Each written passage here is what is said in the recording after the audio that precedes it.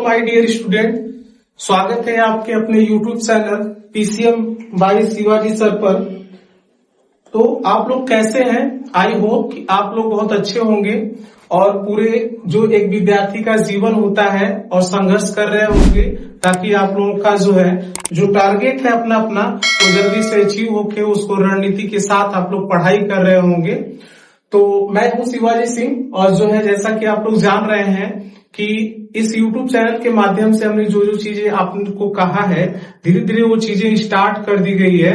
और हम class 11th की मैथ स्टार्ट किए थे, उसके साथ साथ क्लास 12th की मैथ भी हमने स्टार्ट कर दिया है। और क्लास 12th की मैथ में जो 2 पेपर होते हैं, तो पेपर फर्स्ट में हम लोग यहाँ पे देख रहे हैं कि पहले हम स्टार्ट किए डिटर्मिनेंट। अब ऐसा हमने क्यों स्टार्ट किया, हमने इस चीज को बताया भी था और एक बार बता दे रहे हैं कि क्लास 11th का जब सेट थियरी पढ़ लेंगे हम लोग, तब इसके बाद जो क्लास 12th का रिलेशन फंक्शन पढ़ाएंगे तो काफी अच्छे से समझ में आएगा। तो आप लोग सेट थियरी को पढ़ने के बाद फिर इसको पढ़िएगा तो बहुत अच्छे समझ में आएगा। तब तक हम सोचे कि डिटर्मिनेंट मैट्रिक्स जो आसान चैप्टर है, लेकिन इसका वेटेज बोर्ड एग्जाम में सबसे ज्यादा होता है, तो इसको हम लोग तब तक कवर कर लें, इसके बाद फिर उसको आराम से पढ़ा जाएगा। ठीक है, तो इससे पहले हम डिटर्मिनेंट क्या होती है, डिटर्मिनेंट कितने आर्डर का होता है, डिटर्मिनेंट में कितने एलिमेंट होते हैं, कैसे एलिमेंट फाइंड आउट किया जाता है, मतलब बेसिक बात हम लोग पढ़ चुके हैं। और उस बेसिक बात पर एक्सरसाइज 4.1 के क्वेश्चन नंबर 4 तक हम लोग सॉल्व कर चुके थे। आज के इस वीडियो के लेक्चर में हम लोग क्वेश्चन नंबर 5 से स्टार्ट करेंगे। तो चलिए हम लोग अब डायरेक्ट अपने क्वेश्चन की तरफ चले और देखें क्वेश्चन क्या करता है। ठीक है, तो आइए देखा जाए।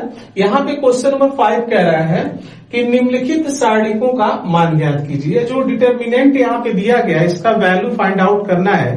तो आप लोगों को हमने बताया था कि जो यहाँ पे देख रहे हैं 3x3 आर्डर की डिटर्मिनेंट है। 3x3 का मतलब इसमें 3 रो और 3 क्या है कॉलम है।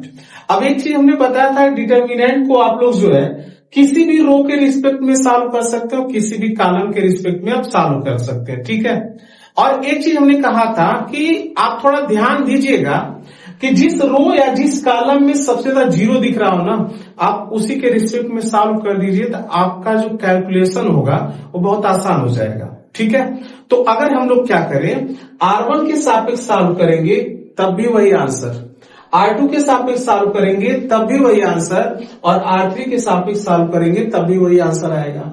तो हम लोग यहाँ के अगर R2 के सापेक्ष सॉल्व करें तो आंसर बहुत जल्दी आएगा, क्योंकि 2 0 दिख रहा है, तो हम R2 के सापेक्ष सॉल्व कर दें। लेकिन एक चीज हमने बताया था कि जब क्या करेंगे आप लोग यहाँ पे इसको देखेंगे, पहले प्लस माइनस आप लगा लेंगे। पहले प्लस से स्टार्ट करेंगे फिर माइनस, जैसे हम बता रहे हैं यहाँ पे। देखिए ध्यान से आप लोग, यहाँ पहले प्लस फिर माइनस फिर प्लस फिर माइनस फिर प्लस माइनस, ऐसे क्रम से आप लोग लगा लेंगे।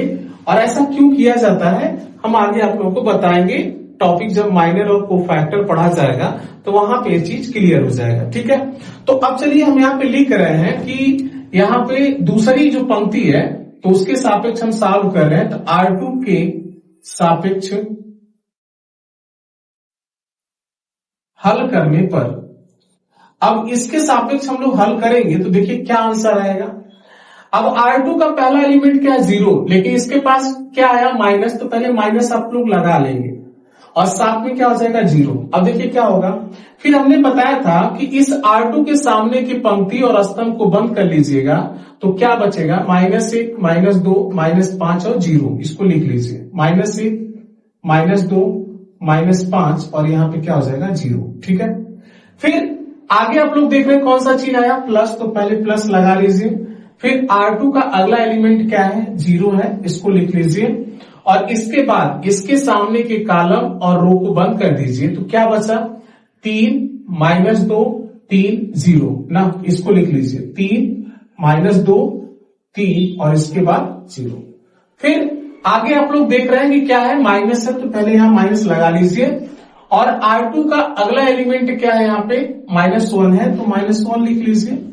और क्या हमने बताया था, इसके सामने के पंक्ति और स्तंभ को बंद करिए, क्या है 3 -1 3 -5, इसको लिख लीजिए 3 -1 3 -5 आया ना। इसको सॉल्व करिए। अब देखिए क्या है, एक फायदा क्या हुआ, ये जीरो है ना, ये मल्टीप्लाई करेंगे पूरी कहानी क्या हो जाएगी, जीरो हो जाएगा। और ऐसे ही यहाँ पे पूरा कहानी क्या हो जाएगा, जीरो। अब बताइए क्या बचा, माइनस का माइनस के साथ गुणा होगा, एक बचेगा। और हमने बताया था इसका गुणा पहले इधर करिए, तो इसमें गुणा होगा -5 से कितना होगा, 15 हो जाएगा। और फिर माइनस लगाते हैं, फिर इसका गुणा इधर करते हैं, तो 3 का -1 में गुणा होगा -3, और माइनस माइनस क्या हो जाएगा, +3 हो जाएगा। अब आप बताइए -15 + 3 कितना आ जाएगा, -12 आ जाएगा। और मल्टीप्लाई करेंगे, इसका फाइनल आंसर कितना आ गया, -12। तो आप लोगों के क्वेश्चन बहुत अच्छे समझ में आया होगा, ठीक है। अब जरूरी नहीं कि मैं R1 R2 के सापेक्ष सॉल्व किया तो आप भी करो, बस मैं बता रहा हूं। इससे फायदा क्या होगा, आपकी समय बचेगी, आपका कैलकुलेशन बचेगा। तो ये सब चीजें विशेष रूप से ध्यान दीजिएगा, क्योंकि जरूरी है ये सब, ठीक है। अब चलिए जो है हम लोग क्वेश्चन नंबर दूसरा देख रहे हैं। क्वेश्चन नंबर दूसरे में क्या कह रहा है कि इसका डिटरमिनेंट वैल्यू बताना है। तो अब बस किसी के रिस्पेक्ट आप सॉल्व करिए। अब इसमें जीरो नहीं दिख रहा है, तो आप R1 के ही सापेक्ष सॉल्व कर लीजिए, कोई दिक्कत नहीं है। R2 के सापेक्ष सॉल्व करिए, तब भी वही बात है। तो हम लोग इसमें R1 के सापेक्ष सॉल्व कर रहे हैं ना, तो इसका आंसर निकाला जाए तो देखिए क्या आंसर आता है।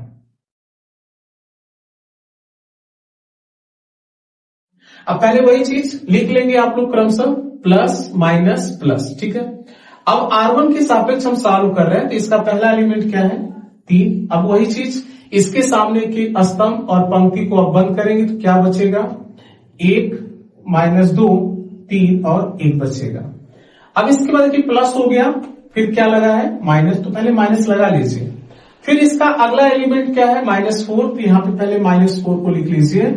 और फिर उसके सामने के स्तंभ और पंक्ति को बंद करिए, 1 2 -2 1 बचेगा, 1 2 -2 और 1 बचेगा ना। फिर यहाँ आगे क्या है, प्लस, तो पहले प्लस लगा लीजिए। फिर अगला एलिमेंट क्या है, 5, यहां लिख लीजिए। और उसके सामने के यहाँ पे स्तंभ और पंक्ति को बंद करिए, तो क्या बचेगा, 1 1 2 3 बचेगा ना। अब इसी को सॉल्व कर दीजिए, आंसर आ जाएगा। तो यहाँ पे आप लोग देख रहे हैं 3 है। अब इसका मल्टीप्लाई जल्दी जल्दी किया जाए, 1 का 1 में होगा, 1 हो जाएगा। फिर माइनस लगाएंगे, इसका मल्टीप्लाई इधर करेंगे, 3 दूना कितना होगा, -6, और माइनस माइनस क्या हो जाएगा, प्लस। इतना तो आता होगा, अगर इतना नहीं आ रहा है तो फिर इंटर में मैथ मतलब बहुत दिक्कतें आएगी ना। तो ये सब चीजें आ रही होगी आप लोगों को। और माइनस माइनस का मल्टीप्लाई होगा तो क्या हो जाएगा, 4। और इसके बाद इसका मल्टीप्लाई इधर हम लोग करेंगे, 1 का 1 के साथ होगा 1, फिर माइनस लगाएंगे और इसका इसके साथ होगा, तो माइनस कितना हो जाएगा, 4, और माइनस माइनस क्या हो जाएगा, +4 हो जाएगा, ठीक है। इसके बाद फिर यहाँ पे क्या होगा, +5, और इसके साथ जो है इसका मल्टीप्लाई करेंगे, 3 एकम 3, माइनस इधर होगा 2 एकम 2 आ जाएगा, ठीक है। अब यहाँ पे बता रहे हैं कि 6 1 7 और 7 3 कितना हो जाएगा, 21। तो देखिए आप लोग, अब क्वेश्चन नंबर तीसरा देखा जाए, क्वेश्चन नंबर तीसरे को कैसे सॉल्व करेंगे। तो इसमें हम लोग देख रहे हैं किसी के सापेक्ष सॉल्व करेंगे, जल्दी से कैलकुलेशन हो जाएगा। तो R1 के सापेक्ष ही सॉल्व करें हम लोग, तो कैसे इसको सॉल्व किया जाएगा। तो आप लोग देखिए यहाँ पे पहले वही प्लस, फिर माइनस, फिर प्लस। अब याद हो गया होगा, तो थोड़ा जल्दी जल्दी किया जाए। तो R1 का पहला एलिमेंट क्या है, 0। इसके सामने के कॉलम और रो को बंद करिए, जो बच रहा है उसको लिख दीजिए। तो 0 -3 3 और 0। अब आगे देखिए क्या है, माइनस, पहले इसको लगा लीजिए। फिर इसका R1 का दूसरा एलिमेंट क्या है, 1 है, इसको लिख लीजिए। और इसके सामने के कॉलम और रो को हटा दीजिए, जो बच रहा है उसको उतार लीजिए। तो -1 -3 -2 और 0 हो जाएगा। फिर यहाँ पे देखिए क्या है, प्लस, तो पहले प्लस लगा लीजिए।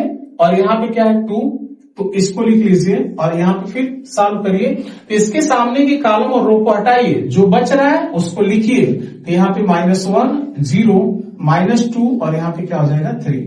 अब इसको सॉल्व करिए तो क्या होगा, देखिए अब यहाँ 0 है ना, खत्म कर दो कहानी, 0 हो गया, हटा दो। अब यहाँ पे क्या बचेगा, -1। इसका मल्टीप्लाई इधर हम लोग करेंगे, 0 का किसी भी नंबर के साथ गुणा होता है 0 हो जाता है। फिर -2 का -3 के साथ गुणा होगा, +6 हो जाएगा। इसको यहाँ लिख लो, ठीक है। इसके बाद फिर +2 है। अब यहाँ बताइए क्या होगा, इसका मल्टीप्लाई इधर करेंगे, 3 का -1 के साथ -3, फिर माइनस, और -2 का 0 के साथ होगा, 0 हो जाएगा। अब बताइए यहाँ पे क्या बचा, यहाँ पे 0 में से 6 जाएगा, -6, और -1 का मल्टीप्लाई होगा +6 हो जाएगा। और यहाँ पे आप लोग देख रहे हैं यहाँ -3 का 2 के साथ मल्टीप्लाई होगा तो कितना आ जाएगा -6, और 6 - 6 बराबर क्या हो जाएगा 0। तो उस डिटर्मिनेंट की वैल्यू कितना आ गई 0। ठीक है, तो आसान है बहुत। क्वेश्चन नंबर 3 भी आप लोगों को समझ में आया। ऐसे ही क्वेश्चन नंबर 4 को देखा जाए तो देखिए क्वेश्चन नंबर 4 को किसी के सापेक्ष सॉल्व करना शुरू करिए तो लग जाएगा, क्योंकि बहुत छोटे छोटे डाटा है, एलिमेंट की वैल्यू बहुत छोटी छोटी है, इसलिए जो है बहुत ज्यादा कैलकुलेशन नहीं करना पड़ रहा है। सब बड़ा होता तो इसके बारे में सोचा जाता।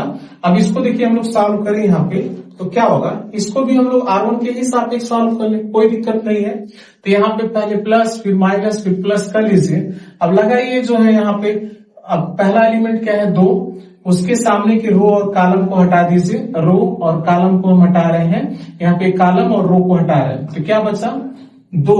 इसके बाद क्या बचा, इसके अंदर लिखना है 2 -1 -5 और 0। अब इसके बाद फिर आगे साइन क्या है माइनस, पहले इसको लगा लीजिए। और R1 का अगला एलिमेंट क्या है -1, तो इसको पहले यहां लिख लीजिए -1। अब वही चीज इसके सामने के कॉलम और रो को हटाइए तो 0 -1 3 और 0 बच रहा है। 0 -1 3 और 0। फिर अब अगला एलिमेंट क्या, यहाँ पे पहले प्लस साइन लगाइए। और अगला एलिमेंट क्या है -2 है, -2 लगा लीजिए। और फिर इसके सामने के कॉलम और रो को हटाइए तो 0 2 इसके बाद 3 -5 बचेगा, इसको ऐसे करके। ठीक है, अब इसको सॉल्व कर लीजिए, आंसर आ जाएगा। तो देखिए क्या यहाँ पे होगा, अब ये 2 हो गया और इसका मल्टीप्लाई इधर होगा तो 0 हो जाएगा। -5 का -1 के साथ होगा तो क्या आ जाएगा +5 आ जाएगा। इसको लिख लीजिए। माइनस का मल्टीप्लाई होगा तो +1 और इसके बाद इधर गुणा होगा तो 0, फिर इधर होगा तो ये माइनस पहले है और 3 का -1 के साथ मल्टीप्लाई होगा तो -3 और ये माइनस है, माइनस क्या हो जाएगा +3 हो जाएगा। इसके बाद ये प्लस माइनस का मल्टीप्लाई होगा -2 हो जाएगा। और इधर देखिए -5 का 0 के साथ होगा 0, फिर माइनस, और 3 का 2 के साथ होगा तो 3 गुना कितना आ जाएगा 6 आ जाएगा ना। अब देखिए यहाँ पे क्या हुआ 0 - 5 मतलब -5 और 2 का मल्टीप्लाई होगा तो कितना आ जाएगा -10। ठीक है, इसके बाद ये देखिए 0 + 3 और 3 का 1 के साथ मल्टीप्लाई हो जाएगा 3 हो जाएगा। इसके बाद यहाँ पे -6 और ये -2 का मल्टीप्लाई माइनस क्या हो जाएगा प्लस, और 6 गुना कितना हो जाएगा 12 हो जाएगा ना। अब जोड़ लीजिए आप लोग तो कितना आ जाएगा -10 और 12 3 कितना हो जाएगा 15। और यहां से बताइए कितना आ जाएगा आंसर आपका, यहाँ पे आंसर इसका आ गया 5। तो आई होप कि आप लोगों को क्वेश्चन नंबर 5 बहुत अच्छे समझ में आया होगा।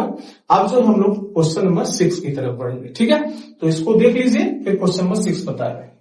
तो आप लोग जो है अब क्वेश्चन नंबर 6 देखिए क्या है। यदि A बराबर, यह एक मैट्रिक्स दिया हुआ है ना, और क्या कह रहा है कि इस मैट्रिक्स का डिटर्मिनेंट वैल्यू हमको फाइंड आउट करना है। ठीक है, ये संकेत को बता रहा है कि इसका हमको क्या करना है वैल्यू बताना है। ठीक है, तो वैल्यू हम लोग निकालेंगे तो कुछ नहीं, वही काम फिर शुरू किया जाएगा। यहाँ पे इसका वैल्यू बताना है तो वैल्यू बताने के लिए किसी के सापेक्ष सॉल्व करिए। तो R1 के सापेक्ष ज्यादा सही है क्योंकि छोटे छोटे यहाँ पे एलिमेंट है, डिजिट है, वैल्यू कम है। तो वही चीज पहले प्लस फिर माइनस फिर प्लस कर लीजिए और इसको लगाइए तो यहाँ पे क्या हो जाएगा 1। इसके बाद इसके सामने के कॉलम और रो को हटाइए और यहाँ पे क्या आ जाएगा 1 3, इसके बाद 4 और यहाँ पे क्या हो जाएगा 9। अब इसके बाद फिर देखिए क्या है माइनस लगाइए और अगला एलिमेंट क्या है 1 लिख लीजिए और फिर इसके सामने के कॉलम और रो को हटाइए तो 2 3 5 और इसके बाद 9। समझ में आ रहा है कि नहीं आ रहा है? आ रहा है ना।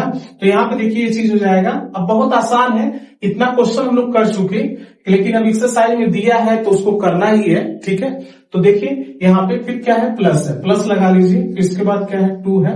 अब कमेंट में जरूर लिख दिया करिए ना कि हाँ समझ में आ रहा है अच्छे से। आप लोग तो देख भी लेते हो कमेंट भी नहीं करते हैं। तो यहाँ पे क्या हो जाएगा 2। अब इसके सामने के कॉलम और रो को हटा दीजिए तो यहाँ पे क्या होगा 2 1 और 5 और इसके बाद क्या होगा 4 हो जाएगा। अब इसको हम लोग सॉल्व करेंगे तो देखिए क्या आ जाएगा 1 हो जाएगा। इसका इधर मल्टीप्लाई करेंगे 9 1 9, इसके बाद माइनस इधर मल्टीप्लाई करेंगे 4 3 12, इसके बाद फिर -1 इधर मल्टीप्लाई करेंगे 9 दूना कितना हो जाएगा 18 और फिर माइनस लगाकर 5 3 कितना हो जाएगा 15। फिर क्या है +2, इसका इधर मल्टीप्लाई किया जाएगा 4 दूना 8, फिर माइनस 5 1 कितना हो जाएगा 5 हो जाएगा। अब देखिए 9 में से 12 जाएगा -3 और -3 का यहाँ पे मल्टीप्लाई होगा 1 के साथ तो -3 ही आ जाएगा। और 18 में से 15 जाएगा तो +3 और 3 का -1 के साथ गुणा होगा तो -3 आ जाएगा। और यहां से 8 में से 5 जाएगा तो कितना बचेगा 3 और 3 का 2 के साथ गुणा होगा तो +6 और आप देख रहे हैं -3 -3 -6 +6 कितना आ जाएगा 0। तो इस मैट्रिक्स का डिटर्मिनेंट वैल्यू कितना हो जाएगा 0 हो जाएगा। ठीक है, तो क्वेश्चन नंबर 6 भी आप लोग को अच्छे समझ में आया होगा। अब जो है हम लोग क्वेश्चन नंबर 7 को देखेंगे। ठीक है, तो इसको देख लीजिए फिर क्वेश्चन नंबर 7 बता रहे हैं। तो देखिए क्वेश्चन नंबर 7 क्या कह रहा है, यहाँ पे 2x2 ऑर्डर का 2 डिटर्मिनेंट एक दूसरे के इक्वल दिया हुआ है। यहाँ पे क्वेश्चन कर रहा है कि x के मान ज्ञात कीजिए। तो ये भी आसान है, कैसे हम लोग सॉल्व करेंगे इसको, बस इसका मल्टीप्लाई इधर कर दीजिए और इसका मल्टीप्लाई इधर मल्टीप्लाई करेंगे तो आप बताइए क्या होगा। यहाँ पे 1 का 2 के साथ होगा 2, फिर माइनस कर देंगे और इसका मल्टीप्लाई इधर करेंगे तो 5 चौक को 20 हो जाएगा, होगा ना। और फिर बराबर है ऐसे इसका मल्टीप्लाई इधर करेंगे तो कितना आ जाएगा 2x², फिर माइनस करके इसका गुणा इधर करेंगे 6 चौक को 24 और 2 में से ये 20 घटाएंगे तो आप बताइए कितना बचेगा -18 और इधर कितना है 2x² और माइनस क्या है 24। ये -24 इधर आएगा तो क्या हो जाएगा +24 हो जाएगा। तो -18 + 24 बराबर कितना हो जाएगा 2x² हो जाएगा ना। अब बताइए यहां से -18 और +24 हम लोग करेंगे कितना आ जाएगा, तो यहाँ पे देख रहे हैं आप लोग +6 आ जाएगा और इसके बाद इधर कितना बचेगा 2x² और 2 इधर आएगा डिवाइड हो जाएगा या इसको कैंसिल कर दीजिए कितना आ जाएगा 3, यानी x² बराबर 3, x बराबर क्या आ जाएगा ±√3 आ जाएगा। ठीक है, तो इसको हम लोग सॉल्व किए इस डिटर्मिनेंट को। 2x2 की डिटर्मिनेंट जो दी गई थी इसमें x की वैल्यू फाइंड आउट करना था और x की वैल्यू क्या आ गई ±√3 आ गया। ठीक है, तो इसको आप लोग नोट कर लीजिए। फिर देखिए क्वेश्चन नंबर 7, यहाँ पे क्वेश्चन नंबर 7 में भी वही काम करना है इसको जो हम बता रहे हैं। तो क्वेश्चन नंबर 7 में भी वैसे ही क्रॉस मल्टीप्लाई करिए और दोनों पक्षों को इधर उधर करके चर और अचर पद को एक साइड कर दीजिए और सॉल्व कर दीजिए, आंसर आ जाएगा ना। देखिए यहाँ पे क्या है, इसका मल्टीप्लाई इधर करेंगे तो क्या आ जाएगा 5 दूना 10, इसके बाद माइनस इसका मल्टीप्लाई इधर करेंगे तो 4 × 12, ऐसे इसका मल्टीप्लाई इधर करेंगे हम लोग कितना आ जाएगा 5x, फिर माइनस इसका मल्टीप्लाई इधर करेंगे 3 दूना 6x हो जाएगा।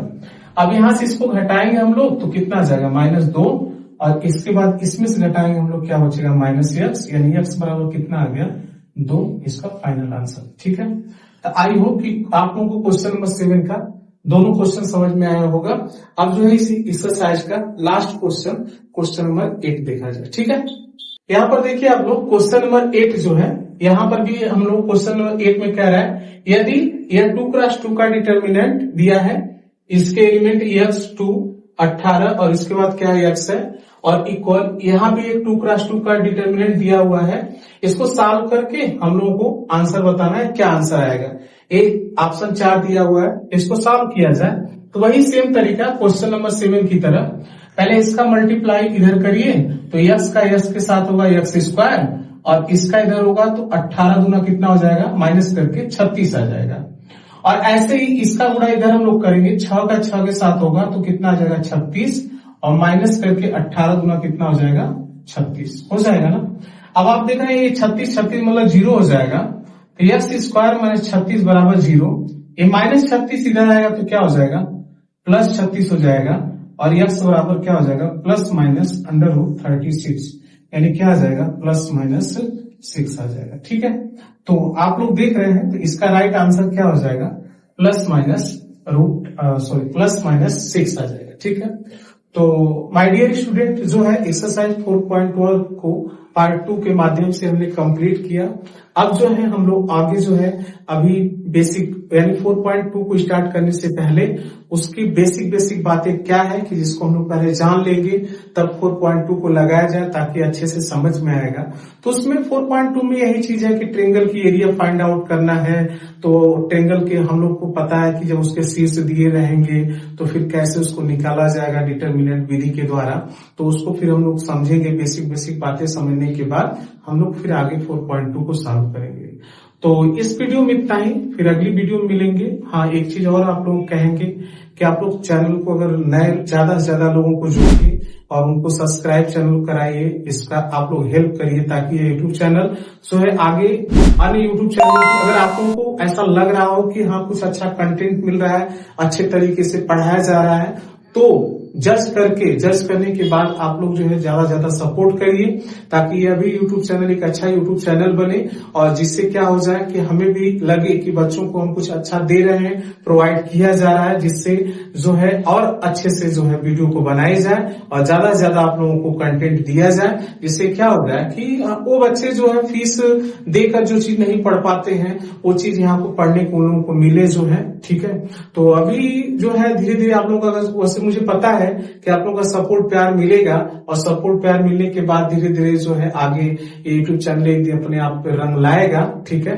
तो ठीक है, फिर मिलते हैं अगली वीडियो में। तब तक के लिए थैंक यू, धन्यवाद।